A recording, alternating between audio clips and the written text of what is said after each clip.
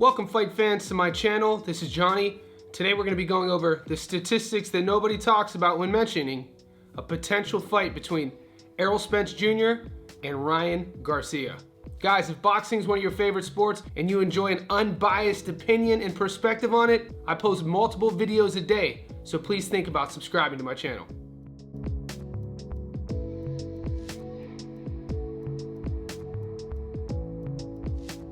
Guys, since Haney versus Garcia, we know Ryan's been very active, like always, on social media.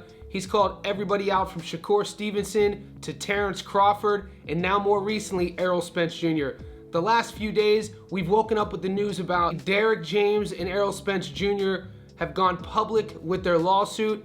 Numbers and figures are speculated to be around $5 million. I also read somewhere around $300,000 in terms of what Spence never paid James for the Terrence Crawford fight. We know they broke up after the fight, and we know we haven't seen Spence Jr. since. We've seen him a few times in the public eye. He did come into the ring after the Sebastian Fundora and Tim Tszyu fight. The following week, Ryan Garcia wins a majority decision over Devin Haney, and then has gone on a tyrant, almost a crusade of sorts, to support his coach, Derrick James, and claims that a fight at a catchweight 150 pounds is definitely in the cards. He feels he's the sharper fighter. He feels that Errol Spence Jr. has too much damage, and he thinks that his speed will be enough to beat EJ. So today I wanted to talk about both fighters' resumes. What we're going to do is look at their last 5 fights. We're going to come up with a statistic we call strength of schedule, basically adding up their opponent's win-loss record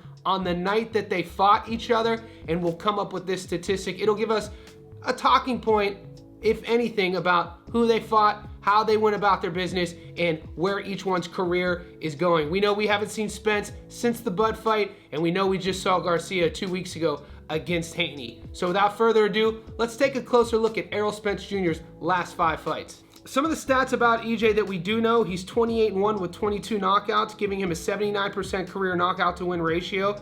He's currently ranked the number 2 fighter in the world at 147 pounds.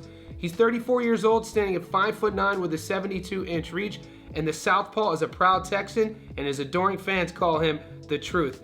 His last fight was against Bud Crawford, 39-0. He lost via knockout in the 9th. Ugas, 27-4, knockout in the 10th. Danny Garcia, 36-2, UD in the 12th. Sean Porter, 30-2, split decision in the 12th. Mikey Garcia, 34-0, UD in the 12th. Let's grab our calculators and add those records up. We get 171 wins with 8 losses, giving Errol Spence Jr.'s resume a 96% strength of schedule. He is 4-1 in his last 5 fights with 1 knockout. Guys, we know Errol Spence Jr.'s style is gritty. We know he enjoys taking one to give one, and he wants to put his opponent on the back foot. And as a southpaw, he loves just ripping those power shots into his opponents. Now let's take a closer look at Ryan Garcia's resume. Some stats about Garcia: he sits at 25-1 with 20 knockouts, giving him an 80% career knockout to win ratio. He's currently ranked number 2 in the world at 140 pounds, 25 years old, standing at 5'8" with a 70-inch reach. The Californian's an orthodox fighter, and his fans call him King Rye. His last fight, he took on Devin Haney, 31-0, majority decision in the 12th. Duarte, 26-1, knockout in the 8th. Tank Davis, 28-0, knockout in the 7th. That was a loss. Fortuna, 37-3, knockout in the 6th. Tago, 32-1, UD in the 12th.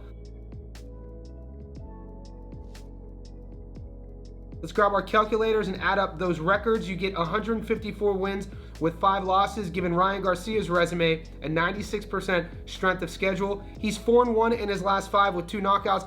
Guys, and when we know Ryan Garcia, when we talk about his strengths, we know about his God-given ability, his speed, his power, and his lead hook. Everybody talks about that power in the left hand is something special. The version we saw of him against Haney was a very strong one. He did come over 3 pounds overweight, so I should mention that. But we also have seen him drained out before against Tank. And you guys have to admit, the version against Tank, the version against Haney, we know his right weight class. We know putting a little bit of weight on Garcia is actually going to suit him and help him. It'll probably make him even more durable, and we saw that his power will stay. He weighed in at 143 pounds. We know that he came in at around 160 pounds. Errol Spence Jr. cuts down sometimes from 190 to make 47, and we know that he's talking about taking a fight at 54. Now, when we talk about a potential Garcia and Errol Spence Jr. fight, EJ's the older guy. A couple stats that jump out, we have to talk about that age and that weight. But in terms of a catchweight, this is something that boxers have used since the dawn of time. Meeting in the middle and let's have a fight.